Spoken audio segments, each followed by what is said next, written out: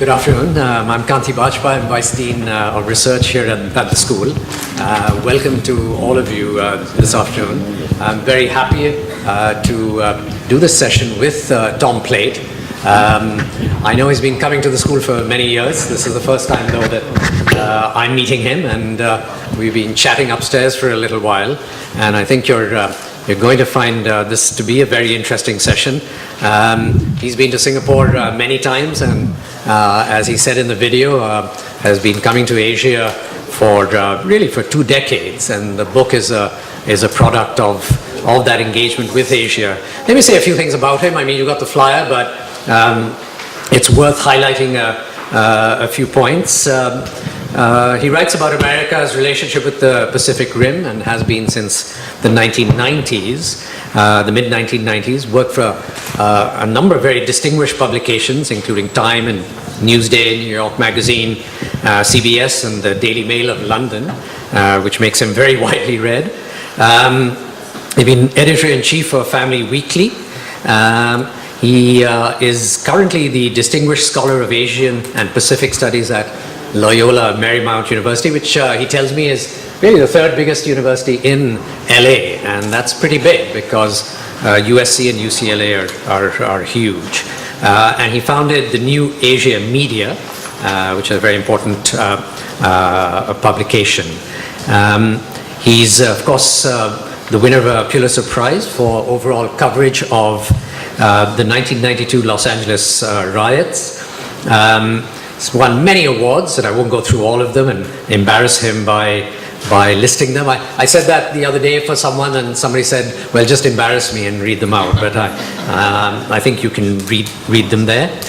He's in the Who's Who in America, is a very active member of the World Economic Forum in Davos. He's also been the founder of various non-profits. Went to Amherst College, where he did political science, my discipline, I'm very happy to say, and has a master's in public policy from the Woodrow Wilson School in Princeton University, which again is heartening since we're in a public policy school. So he's taught for many, many years, so it's very good to see someone who's traversed the ground between academic life and journalism, and has been a serious practitioner of both. I myself write a column quite regularly in India, so it's very good to see someone, of course, who has a very, very huge volume of writings for the press, but has also been a very successful academic. So welcome to you, Tom Plate. I'm just going to hand over to you, ask you to say something about your book. You've launched it already, I gather, in Singapore, so this is not quite a launch, but it's a launch in the school. So you're going to say something about the book, and then I know he said he doesn't want to talk very long, but wants to open it up to Q&A and an interactive session with all of you. So please join me in welcoming Tom and opening up the session.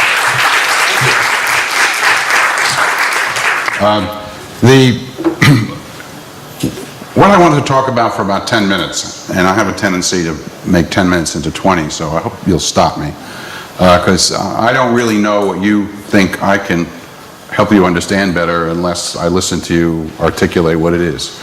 I'm not a very good mind reader, so I don't know what it is that I could do that might enhance your thoughts or provoke you to look at something slightly differently. But I just wanted to start on this from the point of view of public policy education. And I was very fortunate because although at Amherst I was a part-time correspondent for the Washington Post and for Newsweek, I fortunately avoided the tragedy of going to journalism school. Instead, I went to public policy school. And it was one of those little turns in your life that turned out to be very fortuitous. And at the Woodrow Wilson School, like this great school that you have here, we were taught to try and understand the issues of the world. My concentration was American foreign policy, as matters of complexity, not as matters of simplicity. And of course, with the evolution of political science to a more economic metric sort of approach, and so forth in the effort to analyze things more statistically and in ways that I don't even understand half the time. But nonetheless, I think the contribution of public policy studies, the understanding of public issues, use of resources, cost-benefit analysis, and all of that, removing it from ideology, has been a huge help in improving governance. And I was at the Woodrow Wilson School, almost everyone at the Woodrow Wilson School was going to go on to a career in government, whether as a governor or as a presidential speechwriter or as a head of a nonprofit or whatever. And I was one of the oddballs. I think that's why they selected to admit me for comic relief. I was going to be a journalist. And so when I went out into journalism, when I was finally able to evolve my career into, looking at international relations across the Pacific instead of across the Atlantic, all of that education I drew on. Every single bit of it I needed, and more, to be able to write in a way that was not laughable, to make some sense out of some of these issues and move it forward. So I'm really indebted to the educational institutions, and that led me to the thought that what is it that journalism does for us at the moment when we're trying to decide how to spend the next $1 million of public funds, what our what your foreign policy should be, how to deal with the rise of China, how to look at the Gini coefficient and how we're going to get the rich and the poor, lower that gap, which is a problem everywhere, how we can get India on the right track, will China go off the rails. All of those issues are complicated and important, and so the question is, what is a journalist, what's the contribution of a journalist to it? I mean, after all, what is a journalist? Sort of an instant expert on everything. A definition in America of a journalist is that someone can talk brilliantly about anything for 5 minutes and then have nothing to say whatsoever. So where is the depth? Where is the perspective? Where is the analysis? And if you can get that, then I think there is a contribution. But if you can't do that, and if you're just repeating stereotypes and manufacturing reality that is misleading and unhelpful, then I think journalism is an obstacle. But if you can somehow combine some of the better things from public policy into your journalism, then I think there is a role for journalists to make a contribution.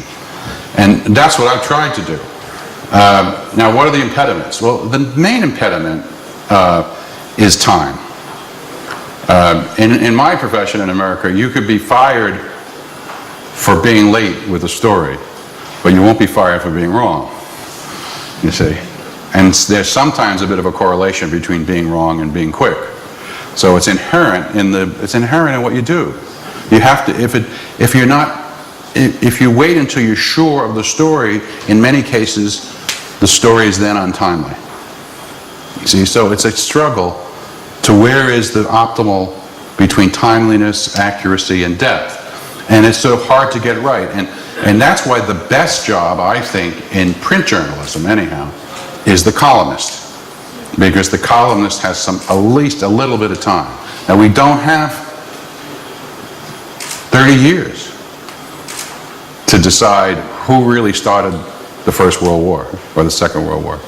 We don't really have 3 years. We don't have 3 months. We don't have 3 weeks, but we have 3 days. 3 days in the life of a journalist is a semester. You see how we look at it? So then, if you can bring that, if you could then bring into those 3 days the software of an excellent education like this. So I just wanted to make the point that in my mind, the best type of journalism school you can go to if you want to be what I would call a serious international type journalist is a public policy school. And I don't think there's any close runner-ups. So when my students say, well, I want to be a journalist and I want to go to journalism school, I said, let's discuss both of these first. Maybe you should go to law school like your parents want you to. So this book really is, to me, a kind of a test. We took 100 columns and we didn't change what was written. to look smart. It's like a newsreel. This is an actual snapshot in words of what I said 2 months before the handover of Hong Kong to China, at the moment of the collapse of the Thai baht in July 1997, all through up until today's, up until now, with some commentary by me, where I might explain what I had to leave out because at that time it was off the record, my quarrels with Larry Summers, how the Communist Party reacted to this. So the stories, before each column there's a little section called Behind the Column. That's kind of, what really happened in the green room before we went on. And updating it and what happened since. Now in the columns I have to say, since I only had 100, we only wanted to do 100, I mean after all it's a thick enough, who wants to read more of me than this anyhow, right? We have 1,000 columns and so we had to cut it down to 100. Somehow the really stupid columns that I wrote didn't get in. I don't know how that happened, but we kind of left them out. So this is not the worst of what I've done, presumably. It's the better. I want to talk to you a little bit about Singapore, and then we'll go to some questions. I don't think this book would have the shape that it has. I don't think that I would have gone in the direction that I had, except for a few early experiences when I started the column. Because when I started the column, the Los Angeles Times said to me, so do you want to go to Washington or New York?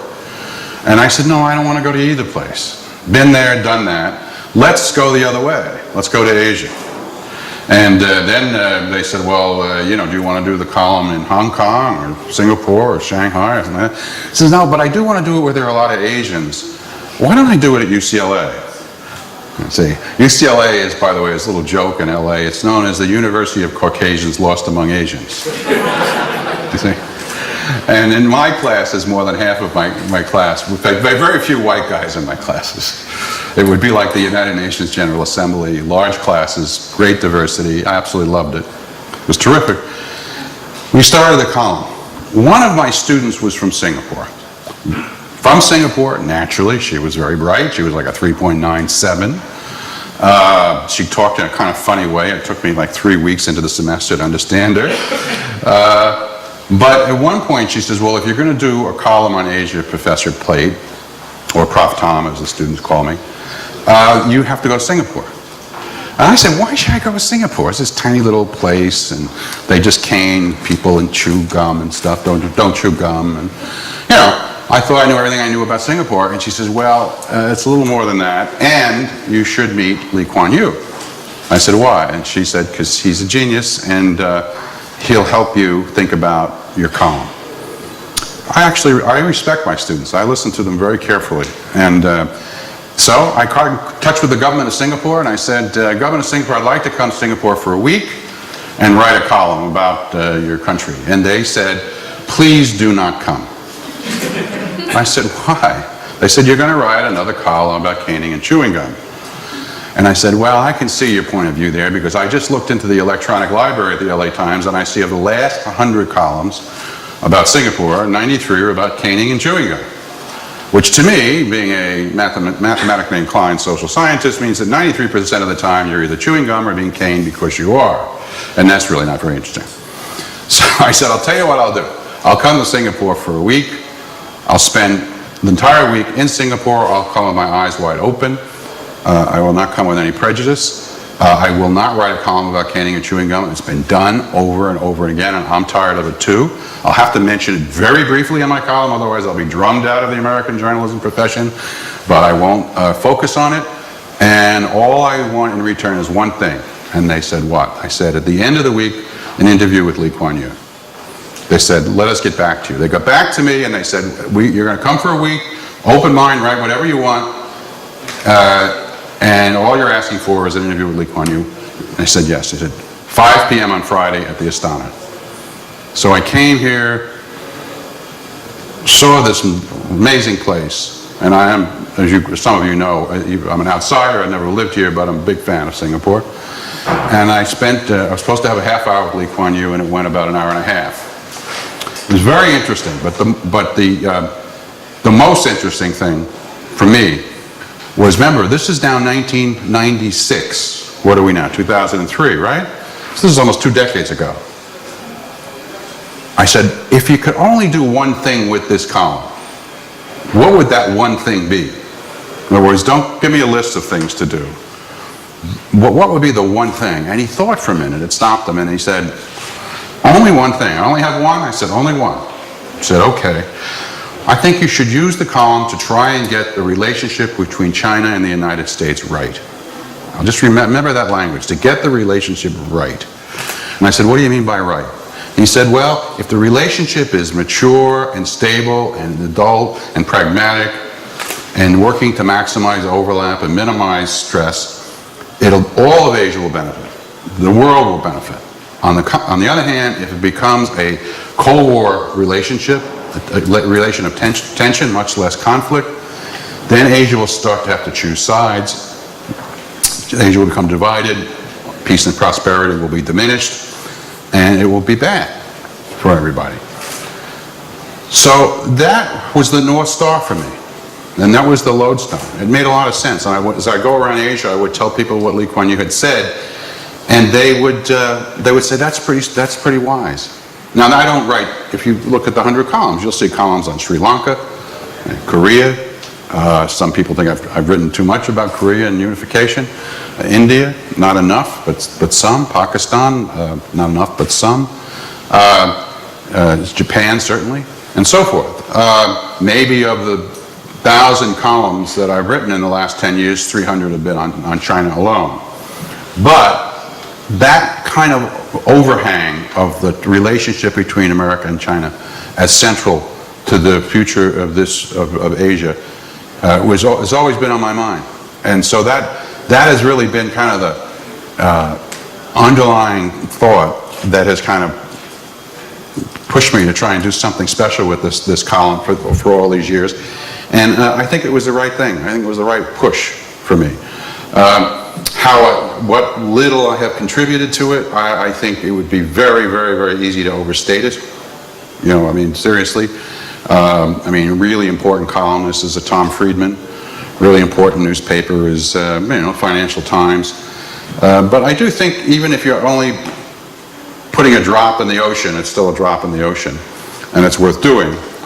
I do think that one possibility where the column might have had a little inordinate influence, and I can't overemphasize how marginal it would be and how tentative I would like to state this, but you have to remember that when the Clinton administration came to power in 1993, kicking out George Sr., George the smart, as opposed to George the dumb,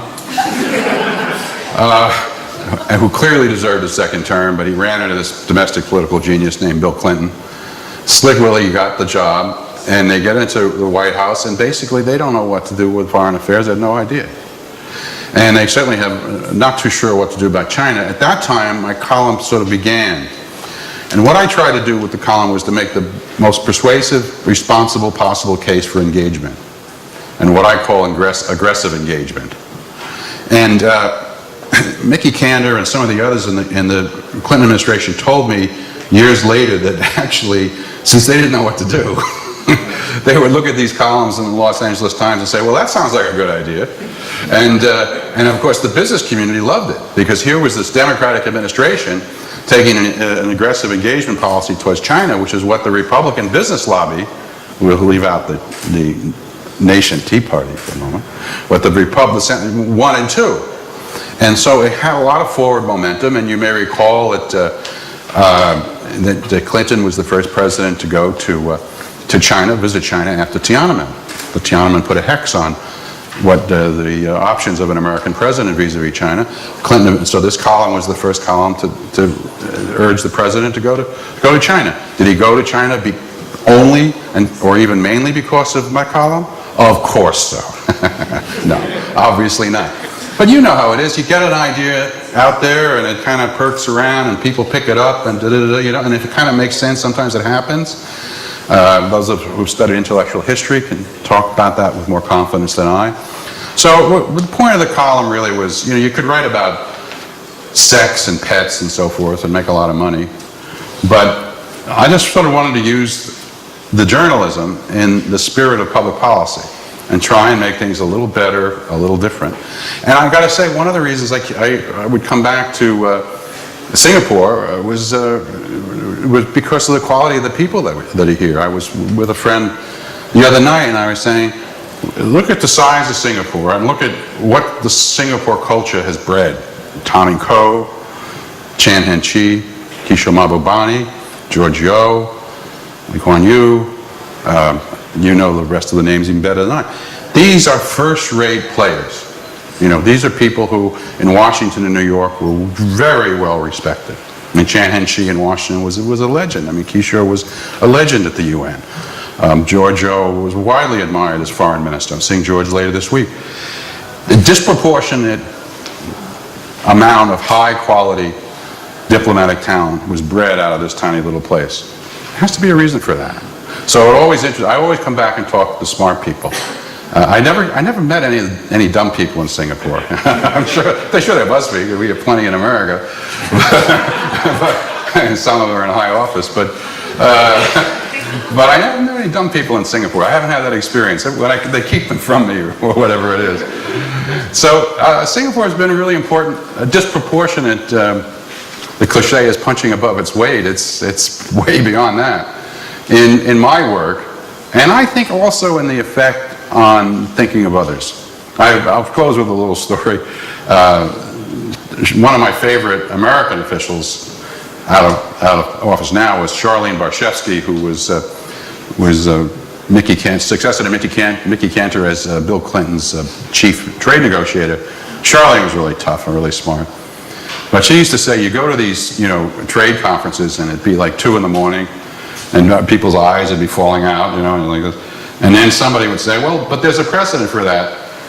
And then it'd always be some little guy hadn't slept in 4 weeks from Singapore, the Singapore delegation, and he'd bring out the briefing paper and all of a sudden the thing would be solved. She said there was never a delegation better prepared than the Singapore delegation.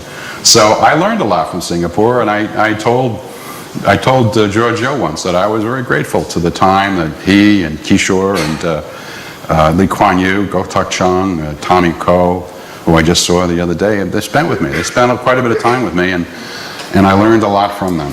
And I just wanted to tell you that because I won't have an opportunity to do that other than in this setting.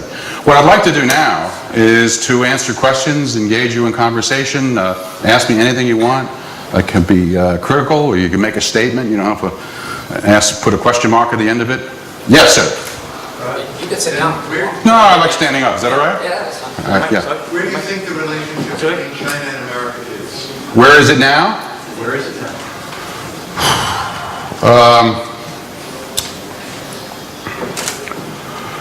I think it's hovering somewhere with 2 different strings attached to the hovercraft. One string goes back to mainland domestic politics and how nationalistic Chinese domestic politics will get. And the other string goes back to the United States, where our domestic politics are in turmoil right now. And we have a president who's weak. We have a Congress that's divided. We have a government that cannot take action. And I want to talk a little bit about the healthcare thing if you're interested. But my point is, I think it's at a crossroads right now. Now, the signs so far from the new Chinese administration, I would argue, are probably pretty good. In fact, I wrote a column about 2 weeks ago that said China at the UN would improve its act, would get more involved. China, as you know, has generally been low-key at the UN. They prefer to abstain rather than veto. They have decided their economic policy depends not on conflict with the U.S., but they've been cautious, very, very cautious. They didn't have to be the bad guy in Syria. They had Russia to do that for them. But I think that you're going to see a more active role for China at the UN Security Council, and I take that as a good thing, actually. Average American, if you say that's a bad thing because the Chinese are evil and so forth, which of course is absurd. But so I think it's hovering right now. I don't know which direction it's going to go in. Yes. Yeah, could you say who you are as well, just because we're filming this and so it's useful? My name is Deepak Vaikar. Why don't you come out into the aisle? Yeah. Take your time. Thank you very much, Chairman. Thank you for your very interesting comments about the middle of the future of Asia. Thank you. And I would like to ask about the future. What, in your view, is the time frame for China to become a democratic country? One. Two. These are real easy ones. Thanks a lot. Yeah. We planted some of them. Can't you plan some easy ones? No. Time frame. I want a time frame. Means and how you are going to influence that change. Second. How am I? Yes.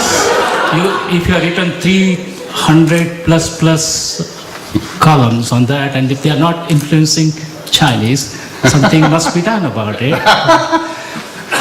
And what's your second question? Second question I thought I could is answer the first, but no, second question is mainly about, I hear from some anonymous sources that you are very soft on China.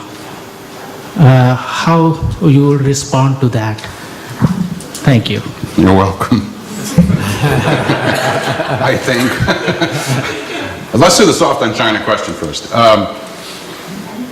When the column first came out, it was a bit of a shock in the United States because it was not a fiery anti-communist column on China, which is what you would get, generally speaking, in the mainstream American media. Remember, my column didn't start in some blog or, some discredited socialist Trotskyist publication, but in the Los Angeles Times, which is a corporation. And in Asia, though, one reason for the receptivity of it is it was regarded as reasonable. It was somewhere between what Washington thinks and what China thinks. So it was somewhere floating, hovering over the Pacific, and it was regarded as reasonable. In some quarters, it was regarded as soft. And in some of the early columns, I might have written it in a way that could have been misinterpreted if you wanted to willfully do so. And I do remember early on do you remember the Cox Commission on spying? There was a big congressional commission around 1998. They discovered in Washington that the Chinese were spying on us, which of course was a huge shock. Because countries never spy on one another, as you know. And although we can, but no one else is allowed to. You see, that's under international law. And you probably didn't know that. And so there was a commission, congressional inquiry called the Cox Commission. The chairman of it was Christopher Cox, who was a congressman from Orange County, which, as you may know, is south of Los Angeles. And I wrote a series of columns saying that the Cox Commission report was hysterical, misconceived, excessive, and political. They couldn't get Clinton because of Monica. Remember Monica? The really interesting thing about Monica was, see, the first time the story came out that there had been something going on in the Oval Office, Clinton's rating went up. And then the story came out that there was a whole lot going on in the White House, and Clinton's rating went up again. And it drove the Republicans crazy. They couldn't figure it out. They thought they had him. But the more the Monica thing went on, the more people said, well, my marriage isn't in that great shape. I'm on my third husband. I mean, it was kind of, people could identify it rather than condemn, and besides which, the economy was great. Clinton was very pleasant and charming, and Republicans were just so frustrated. And then they used they said, well, we'll get it on China. China spying, soft on China, and so forth. So I wrote a series of columns that were critical of that approach from the standpoint of disproportionality. I mean, that's fine to investigate it, but I don't think the Republic foundations were being seriously threatened. And Cox wrote a letter to the Los Angeles Times, which was published, and is one of the high points of my life. The column said to the Los Angeles Times, when will you stop running Tom Plate's columns which reflect the Beijing party line. He accused me in effect of being communist. I was so proud. I was so happy. And then I began to get emails. Now there are smart people in Orange County, but there's some real dumb people in Orange County. And one of them emailed me. And he said, Professor Plate, how much does Beijing pay you for those columns? Right? So I said to myself, if I say the truth, which is obviously nothing, he won't believe it. If I don't answer him, he's going to email me forever. So I'll have to go another way. And I sent him an email back and I said, $10,000 a column. Pretty good, huh? I never heard from him again. He's still trying to figure out, gee, that's pretty good, $10,000 a column, Or maybe he's kidding me. I'm not sure. Right? So, yeah, I think it was that. But the columns that tried to understand China on its own terms, rather than on the classical terms of the American media, which is always good guy, bad guy, black and white, I think got my column a lot of credibility in Asia, because everyone in Asia is trying to understand China too. So I'm not soft on China. I will say that if there's one thing that would be a fair criticism, I would say that with my ego, which as you know was non-existent, that I thought that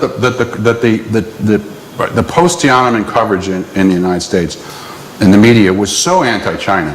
I mean, if you studied it, we go from panda hugging to panda shooting, and so during the god-awful Cultural Revolution, Mao got very good press in the United States. So then Mao dies, and Deng Xiaoping comes in and wants to change the country from this incredibly stupid economy to one that uses Chinese energies and brilliance and entrepreneurship, and doesn't have a cultural revolution, and so we're negative about it. See, it's totally insane. And I thought the coverage was so knee-jerk and so pretty much stereotypical that I thought I would use this column to try to counteract that. And I think what I might have done is I might have tried too hard, or I might have tried, to be too much of a one-man show. And people might have said, well, how much is Tom getting paid for these columns? But you know what? So what? No one's perfect. I did the best I could at the time. And I think I did change a little bit of the chemistry in the American media on some of these issues. Help change. On the first issue on the democracy of China, first, there's two questions in that question, and this is really tough. This is a really tough subject. First is, what do we mean by democracy? And then secondly, once we decide what that definition is, then we say, well, how could China get from where it is to where that would be? All right, so if we go back to what is democracy, if you look at Conversations with Lee Kuan Yew, a book that came out in 2010, I think as some of you may know, I asked him about the future of democracy, and he says, do you mean democracy by one man, one vote, or one person, one vote? And I said, yeah, that's what I mean. He said, I don't think it has much of a future. I don't think it's going to give you good governance. I don't think it's going to deal with a lot of your problems. He says, but I'm not smart enough to tell you what I think it's going to be, but we're going to evolve. And so the end of, what was the book? The End of History. Remember that book? And said, it's over, there are no more big arguments, and liberal democracy is won, that's the end game. I don't think that's true. All right? I don't think so. I think the political evolution will continue. Now, is it going to continue? Is it going to go the way of, say, having a Lee Kuan Yew run a country of, the size of the United States? That doesn't seem that there's that much political talent out there to do something like that. But it's going to move forward. So if I can just change your question a little bit and answer it this way. Do I think there'll be fundamental changes in China over, say, the next 10 or 15 years? And my answer is yes. I think there will be. I also think there will be significant changes in Singapore, as a matter of fact. And because there has to be. There are two reasons for that. One is, I think there is no overestimating the effect of social media. It has absolutely changed the stranglehold of the party on the media, which is regarded as you know, as a branch of government under the communist system, right? Let me just give you a quick example of what I mean by that. Some years ago, I was at Hong Kong University, and I was giving a chat, and we got to the question and answer, and the third student in the back, late 20s, early 30s, and she says, Professor Plate, I want you to know that you wrote a column that's very well known in China about the metaphor of the fainting translator. And I couldn't believe that she knew what this column was, and I figured she must have Googled it up or whatever, and probably was just maybe flattering me or whatever. I wanted to let her recommendation, you know. So I said, what do you mean, the column of the fainting translator? And she proceeded to recount the column, and I'll recount it to you very, very quickly. The former mayor, at the time the mayor of Beijing, who's now in charge of anti-corruption in China, was visiting Los Angeles, a large ballroom. It was August. They had just gotten off the flight from Beijing. They came in. August in Los Angeles is as close to Singapore weather-wise as we ever get. We're in the ballroom. I'm Wang Dishen, I think his name is, Wang Dishen, and he's up here, and thinks he's very funny and joking and everything. And he's talking in Chinese, though, and his translator is standing there, and she looks like olive oil. You know, she's about 6 feet tall and weighs about 100 pounds, you know. And she's sweating in the heat, and he's going on and on like he's, Jay Leno or something. And I'm sure he's very funny in Chinese. She's trying to make him funny in English. In a 90-degree heat and 90-degree humidity, and all of a sudden, she keels over. And I'm in table 3, and she almost falls on my lap. She fainted, right? Then I did something, I have to admit to you, so you know me a little better. I did something a little cheesy, which I'm capable of. I've always wanted to do this. Remember, the ballroom is like 300 VIPs. I said, you only get certain chances in life, right? So I said, you either take your shot or you just blend in and be a normal person. And I've given up on the normal person option, all right? So I got up and I said, is there a doctor in the house? There were 3. So they come up, and they attend to her, and they lift her up, and they take her out of the ballroom, and they take her into another room, presumably that's got some fresh air. Wang Dishen, if that's his name, stands here at the podium as if nothing had happened. There was a slight noise over his shoulder, but he was going to ignore it, because it was interrupting his show, you see. And then someone else came up to translate, and the lecture proceeded, and I said to myself, I wonder how many other people in China are passing out from the overheated Chinese economy and being left behind by the indifferent government that is interested in the wealth of its supporters and not really interested in some other things. So I wrote the metaphor of the fainting translator, right? Well, it ran in my usual papers, maybe the Straits Times, Japan Times, Korea Times, Providence Journal, Seattle Times. But she knew the column and seen the column, and I said, how did you see it? She said it spread like wildfire over Weibo. And I said, but I thought you guys over there had like 100,000, censors that are, stamping, killing everything they don't want. And she said, well, they are there, and they're doing that, but we're a little quicker. And it moves, and it moves, and it moves, and it moves, and it moves, and within a short period of time, it's seen all over the place. She says millions of people have seen that column. And she said, it hit it exactly right.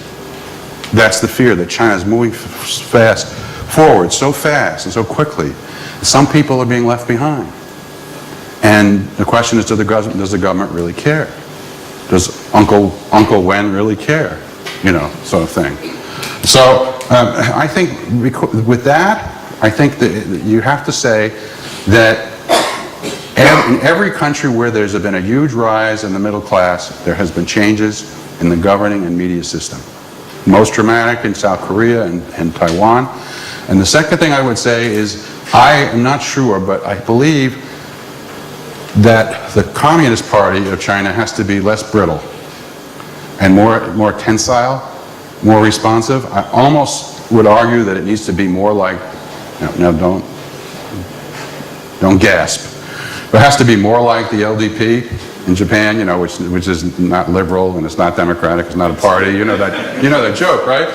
But it has so many factions, you know, and they fight for one like that.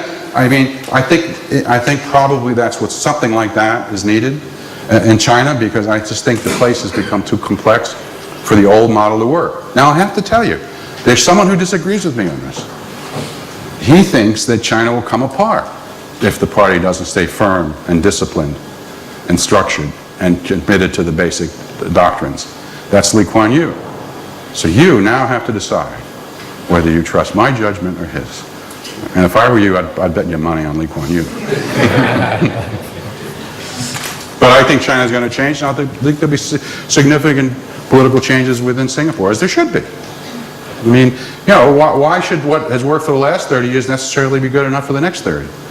And, you know, you see the tumult of the young people, you know, for change here in Singapore. Well, they should. That's what young people are for.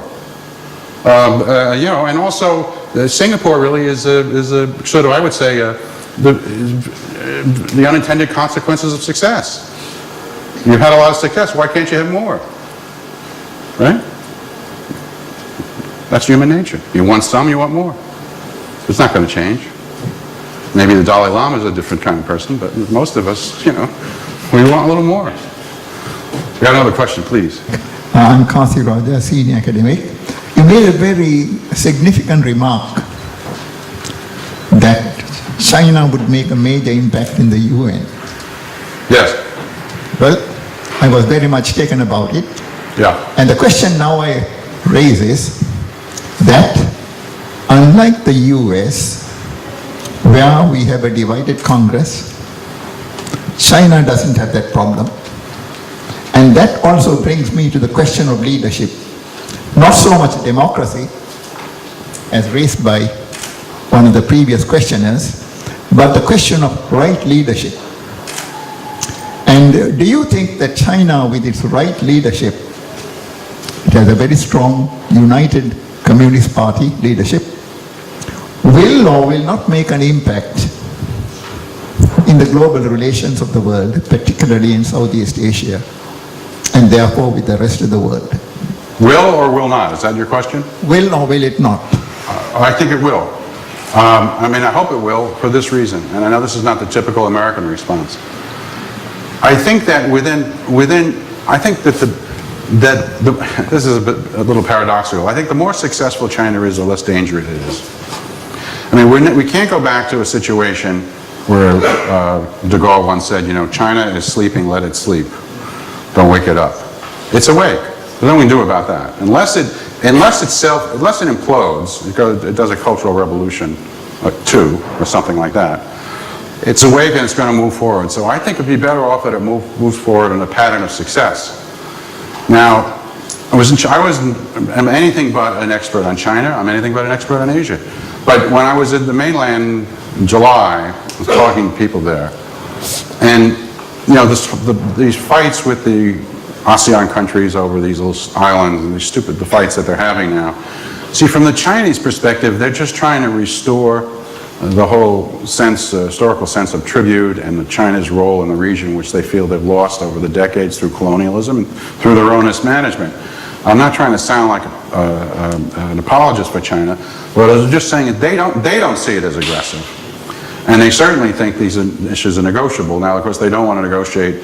Their preference is to negotiate one-on-one with little countries as opposed to negotiating collectively with ASEAN. I think you know about that. But I think it is very much in China's interest for it to, if it doesn't want to go off the rails, to continue on the road that it has. And I think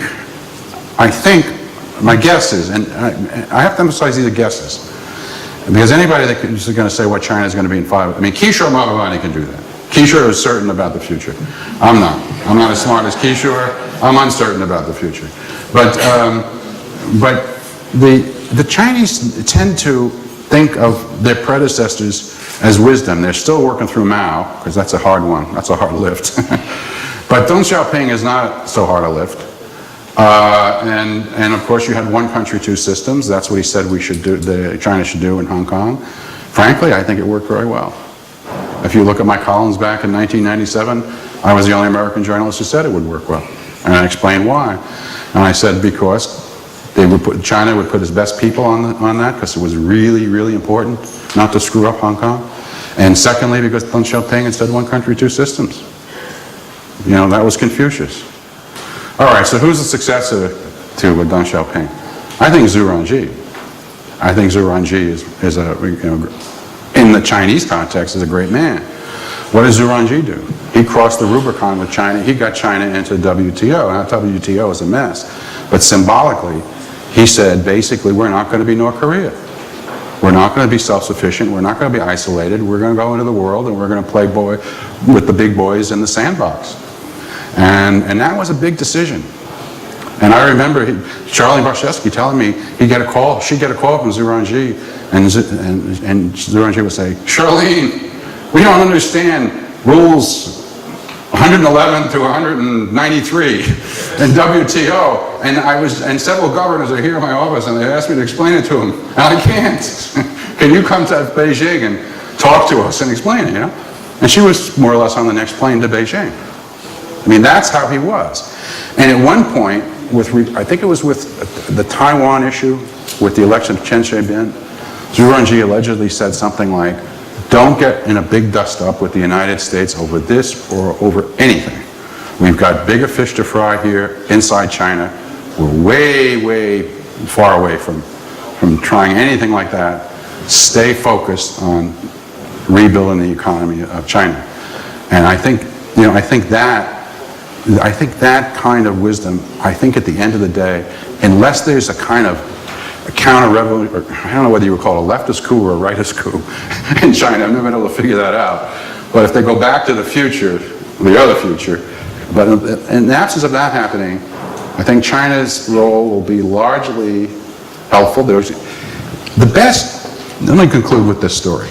And you may have heard this, and I'm not sure whether Kishore originated this idea or Giorgio did.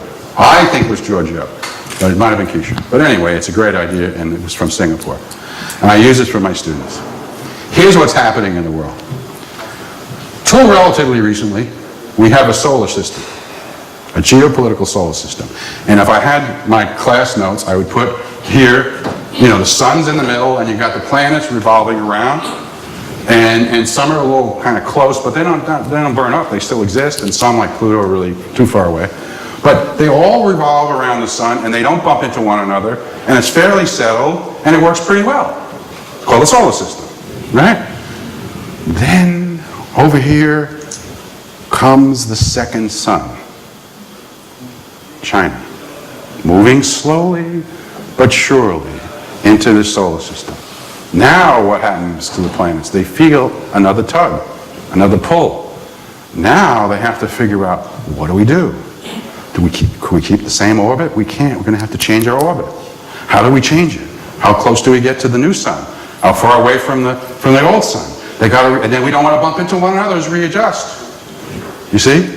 So it's a fundamental geopolitical readjustment in the international solar system of the world. And that's what's going on now. So you're going to see rushes and negativities and problems.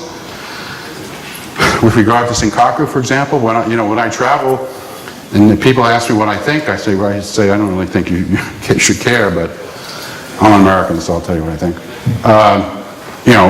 So I say one thing in one country and one in another. In Japan, I say, can you believe the Chinese care about those stupid islands and so forth? But in China, I say, you better cool it.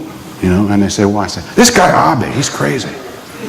He'll start, he'll read Pearl Harbor too, Cool it with this guy. Get a a liberal PM in, then try something.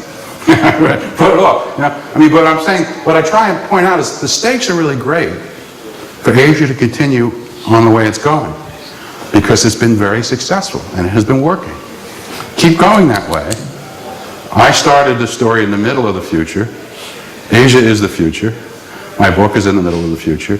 Please buy copies for all your relatives and their children. Thank you very much.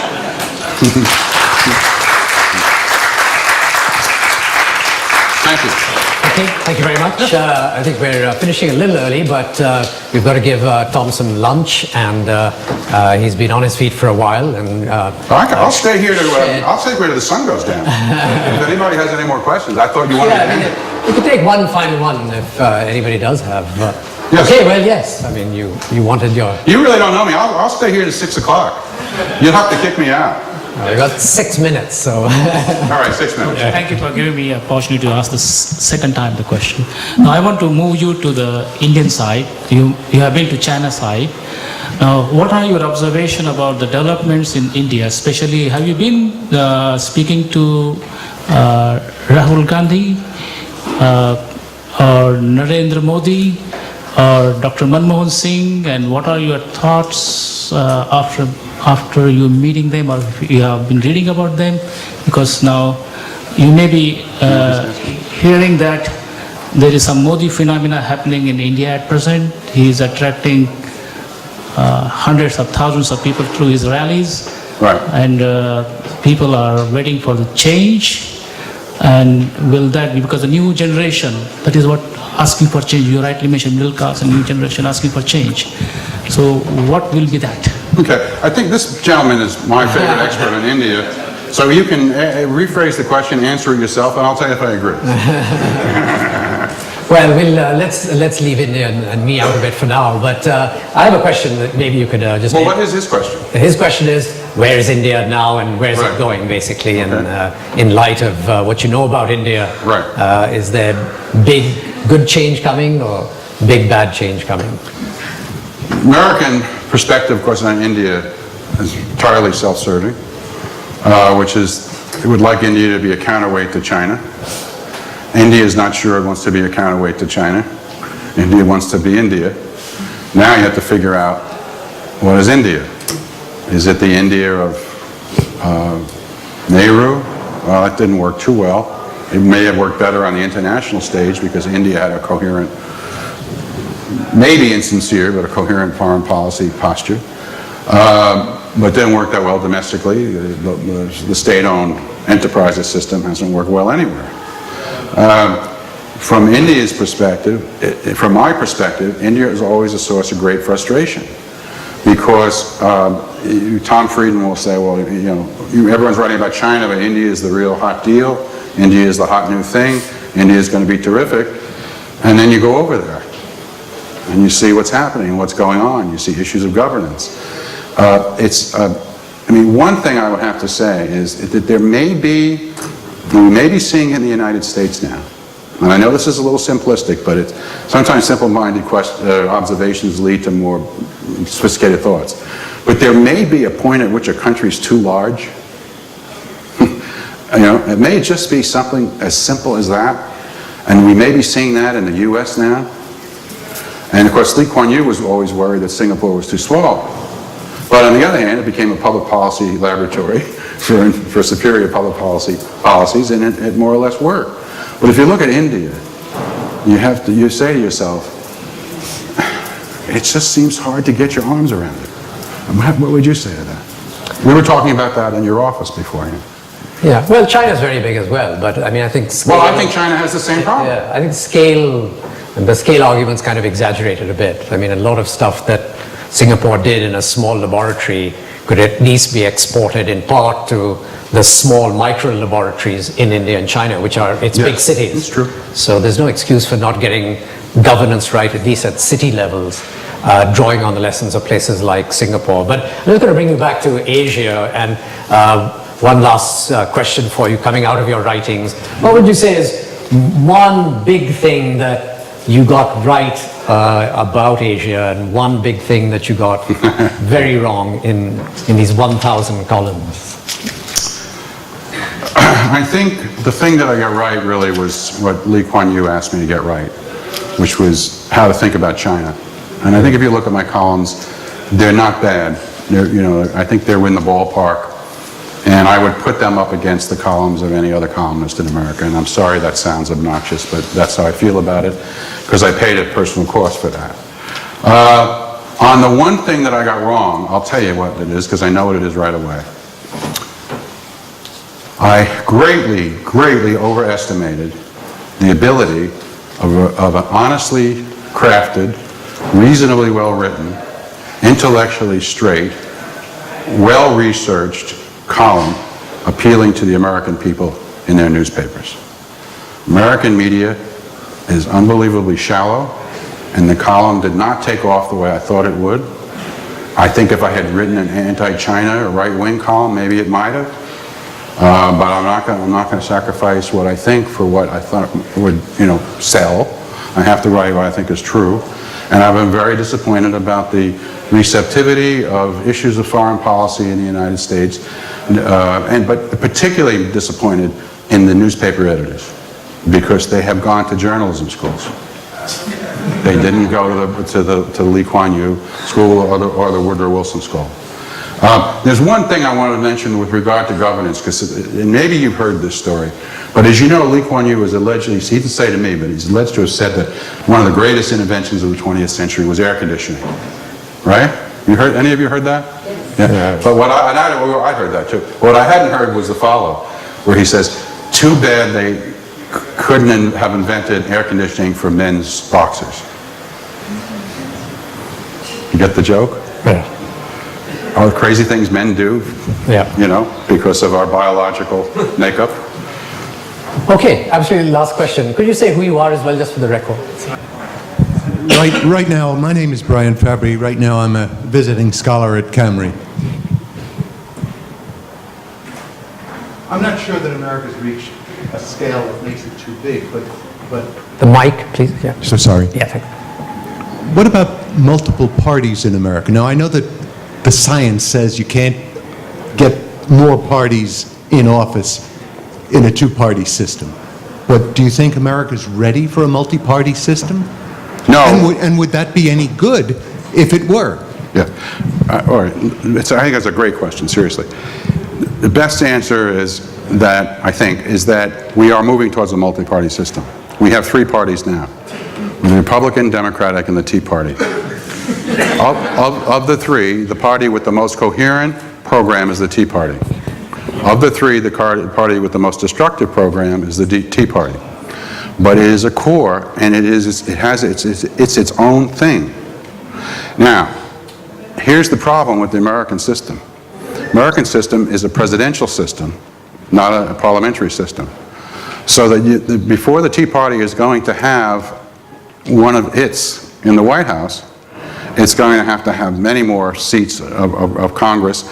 And even then, as you know, our president is not elected by Parliament, it's elected by this crazy thing called a College of Electors, but allegedly by popular vote, although that didn't work so well when W ran against Gore. But I think we're seeing that now. And I don't think the American press understands it, and I don't think we're ready for it. We don't have that European tradition. Remember, the United States was really formed in opposition to all the screwing up that was going on in Europe, and that we were going to get it right and do it perfectly. But I think it's a great question. I think we're moving in that direction, and it's going to be very, very bumpy. Okay, you can sit down. Let's just end it there. Thank you. I think on that note, it's interesting that I think often very profound and insightful people write about other countries and other societies, and in some measure they're writing about their own societies because they're kind of reflecting back on the place that they've come from and what they see outside and how that bears on their choices. So it's quite interesting, provoked by your question, that Tom Plate has ended up with a meditation on the United States. Your great rival, if I might put it that way, Tom Friedman, endorsed a third party, so I guess that's one thing that the two of you are in agreement with. But I think you'll agree with me that we had an effervescent and very interesting time, and learned a lot about Tom Plate, about his reflections on Asia and the United States, and for that we thank you and come back again. It's an honor to be here. Thank you very much. The Lee Kuan Yew School of Public Policy.